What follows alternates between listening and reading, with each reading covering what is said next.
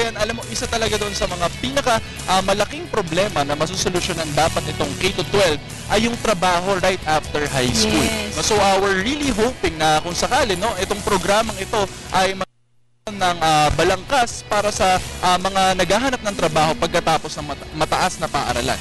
Pero yan nga, no, trabaho at isa yan sa mga pinaka-problema ngayon, no, ng mga fresh graduate students. Makakasama natin ngayong umaga si Director Nikon Fameronag mula sa Department of Labor and Employment. Magandang umaga, Director. Good morning, Director. Magandang umaga, Dayan. Magandang umaga, JC. It's nice to be back dito sa inyo. Welcome back, Director. Welcome back sa Good Morning, Boss. Salamat.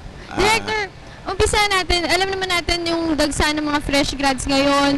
Mahirap kumuha ng trabaho. Kamusta po ba? Marami po bang mga fresh grads ang unemployed sa ngayon?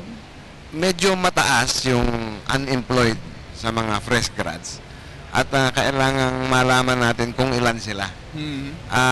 Itong nakalipas na school year ay kulang-kulang sa 500,000 na ang unemployed, sir. Ang gumraduate. Ang graduate. Sa kolehiyo. Mga 4-year courses ito. Ito yung tinatawag nating mga educated unemployed. Na tinitingnan ng pamahalaan kung paanong mabibigyan sila ng trabaho sapagkat malaking bahagi sila ng ating workforce. No?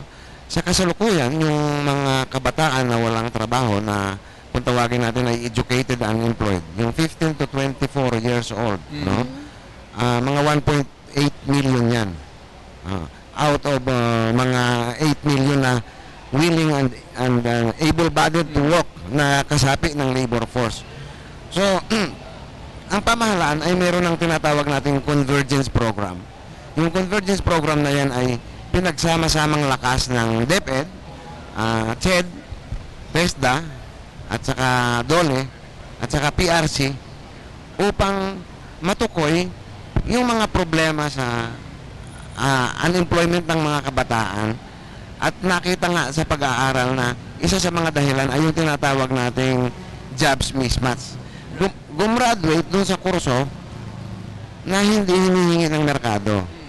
So maaga pa sa kasalukuyan, meron na tayong career guidance na isinasagawa mula third year high school. Third year high school pa lang. Tinuturuan na natin ang mga kabataan kasama ang mga magulang na ito ang mga kursong dapat nilang kuhanin sapagkat pagkatapos nilang kuhanin ito, may trabahong naghihintay sa kanila. Okay, so ang taas, no, nung unemployment rate sa 15 to 24 years old, 1.8 out of 8 million. So halos parang nasa 25% pala or 1/4, no? At talagang agawan yung nangyayari dyan dahil yung iba naman hirap na hirap makakuha ng trabaho. Exactly. So maganda na meron tayong programa. I think may inilunsad si Senator Grace po. Actually, isa yan sa mga programs niya para sa mga proposal. fresh grads. So anong tingin niyo rito, sir, sa fresh grads assistance program? Dahil may panukalang batas nga si Senador Grace po na naglalayo na ilibre muna ang mga fresh graduates sa mga bayarin na ukol sa paghahanap ng trabaho katulad ng NBI clearance, yung mga NSO birth certificate, ano pa ba? Yung ibang mga requirements. Mga iba pang mga requirements. Magandang panukala yan at malalaman natin yan sa mga susunod kung ipapasa ng Senado. Kasi kailangang mag-usap din sila at saka ng House. Yan ang proseso ng pagsasabatas. Tingnan natin sa ganang bahagi ng Department of Labor and Employment, ano mang mga pamamaraan upang matulungan ang mga fresh graduates na makakakita ng trabaho ay makakatulong sa mga kabataan. Although, sa downside, ang kita ng pamahalaan sa mga permits, sa mga clearances, na mga ganyan, ay mababawasan kasi mga 500,000 a year graduates yan, diba? At any rate, sa bahagi ng Department of Labor and Employment, ang pinaka-importante talaga sa amin na tinututukan ngayon, JC, Dayan, ay yung pagbibigay ng tama at saka napapanahon na labor market information. Yung labor market information na yun ay isang kompletong set ng mga datos na kinakailangang malaman ng naghahanap ng trabaho. Ano ba ang patok sa merkado? Isa yan. Career o mga kurso ang nagbabayad ng sweldo na mataas. Pag kinuha ko ba ito, saan ang oportunidad nito? Lokal o abroad? So yung mga ganong information at yung mga labor market information na yan, hindi naman bago yan, naririyan na. Kaya lang, ang pagkakaiba ng programa ngayon, dinadala natin sa mga kanayunan. Kasi, isa sa mga tugon sa mga survey ng Department of Labor and Employment, kung bakit hindi makakita ng trabaho, ang mga naghahanap ng trabaho ay unang-una, nabababaan sa sweldo. Okay. So, kailangang matukoy ang mga trabahong mataas ang sweldo. Pangalawa, may mga nagsasabi na ayaw namin tanggapin ang trabaho na yan kahit bukas yan kasi malayo yan sa bahay namin. So, yung proximity to place of work. Merong nagsasabi na kaya kami hindi makakita ng trabaho kasi nag-aantay kami ng tawag sa abroad.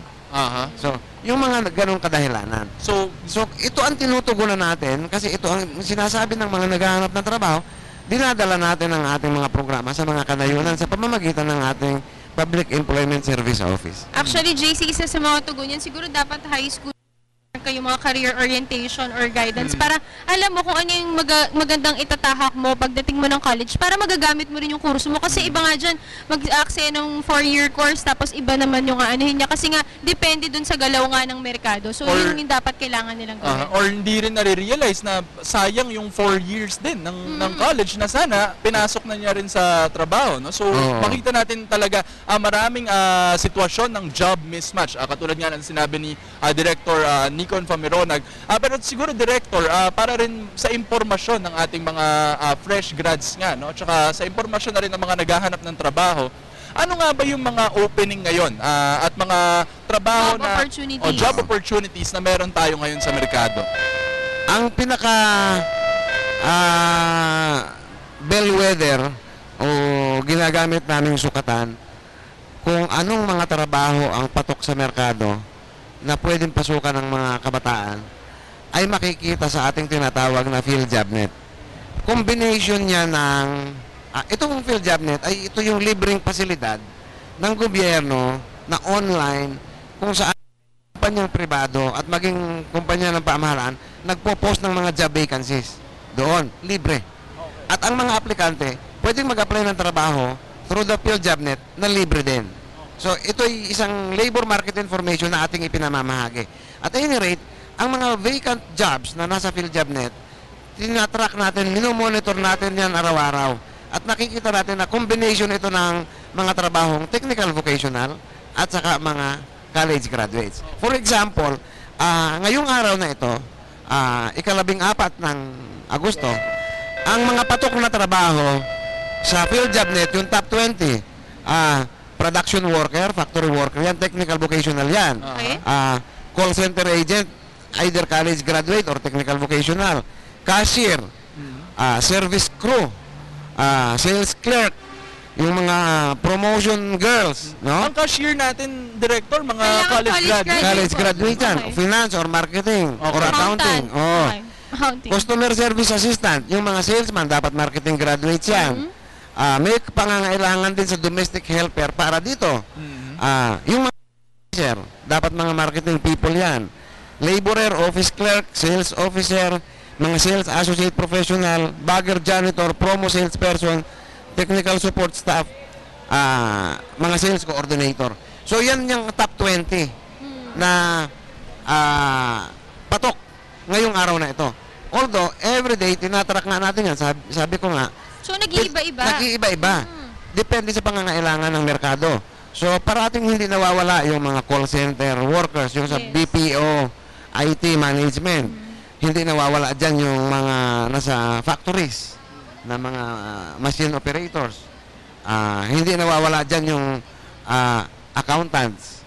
Kasi kailangan ng mga negosyante, yung mga cashiers, di ba?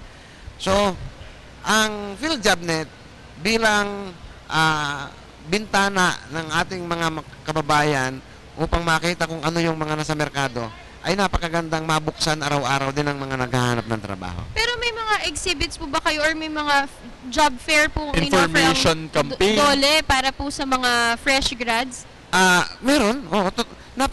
Hindi ito ating mga regional. Meron kaming 16 na regional offices na parang ang aming mga regional directors, yun ang aming mga regional secretaries of labor. Ang daming programang isinasagawa, career guidance, job fair, tapos training sa livelihood, skills training ng TESDA, may scholarship pa na training for work scholarship program. Kung ikaw ay nasa formal sector, may mga pagsasanay at education sa labor standards, occupational safety and health standards. Itong mga programang ito ng Department of Labor and Employment ay hindi lamang nakaabang para sa mga manggagawa sa formal sector, kundi para sa mga tinatawag nating informal sector workers, mga drivers, mga vendors, mga farm workers, mga sugar workers. So lahat ng mga klase ng mga manggagawa na abot ng mga programa ng Department of Labor and Employment. Actually, dapat yung sa mga walang trabaho, huwag sila mawalan ng pag-asa, JC, dahil patuloy pa rin naman yung mga programa ng DOLE, and of course, tuloy-tuloy ang kanilang job fair. At ito nga, pwede rin sila mag-log on dito sa philjob.net. So sana no, yung mga boss natin, na mga kaka-graduate lang, bisitahin itong website na to kasi binabantayan talaga ng DOLE no, kung ano nga ba yung mga trabahong bukas ngayon para sa inyo. Siguro Director, bilang huling mensahe na lang, ano yung mga gusto ba nating ipaalala no sa ating mga fresh graduates? Sa mga fresh graduates, ang payo ni Kalihim Linda Baldos, kapag may lumapit na trabaho, una, tanggapin na kaagad. Tanggapin kaagad. Kasi, ang merkado ay napaka-sensitive, JC, Dayan. Ang mga employer, ang hinahanap ay mga taong makakatulong sa kanilang kumpanya. Yes. So, ang hinahanap nila ay may karanasan, may people skills, may communication abilities. So, kung wala ka nito, at fresh graduate ka, ano ang gagawin mo?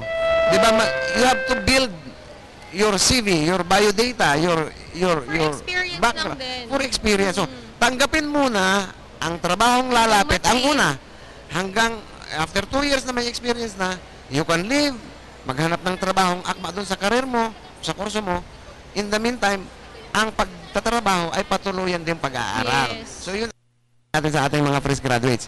Training, study, tapos talagang may initiative na matuto. Katulad ninyong dalawa. So, pagkatapos ninyong mag-broadcast, nag-aaral pa kayo, nagtatrabaho pa kayo. So, kailangan doon sa mga kabataan ngayon ay bukas ang isip. Yes. Sa Kasi sinasabi ng pag kunyari, merkado. minsan, Director, pag kunyari maliit agad yung sahod, ayaw na kagad. Ayaw nila na kagad, tanggi. So oo. maganda yan na bigyan natin sila ng advice na for training muna. Siyempre, start Correct. tayo sa pinakamababa and then eventually aangat rin naman tayong Eh, lahat. pinag-uusapan nga namin kanina ni JC nung break, no? Yung mababa ang sweldo kasi isa sa mga lumilitaw na survey sa survey ng Department of Labor and Employment na kaya ayaw tanggapin ng mga naghahanap ng trabaho ngayon, ang mga trabahong nasa merkado, bagaman magaganda, ang dinadahilan ay mababa ang sweldo. Mababa. Eh wala namang trabahador o manggagawa na nag-uumpisa ka agad sa 1 million naman, di ba? Yes. And of Kailangan step by Tama. step. Step by step at wala rin ng mga trabahong madali. So lahat talaga yung pinaghihirapan at ayan nga mga boss, giveaway na rin yung tip ni Director Famerona kanina na dun sa mga high school students dyan, siguraduhin umattend tayo sa mga guidance or mga career counseling sa schools natin para alam natin yung career natin dahil masasayang yung 4-year course if Ako ever. yung advice ko sa mga college graduates, subukan nila magserbisyo sa gobyerno no after nilang graduate. Maraming opening no sa gobyerno na pwede nilang pasukan and it will be a great experience. So And, maraming salamat Thank you so much. Director Nikon Fameronag. Ayan po si Director Fameronag mula sa Department of Labor and Employment. Maraming salamat, JC. Thank you. thank you so much at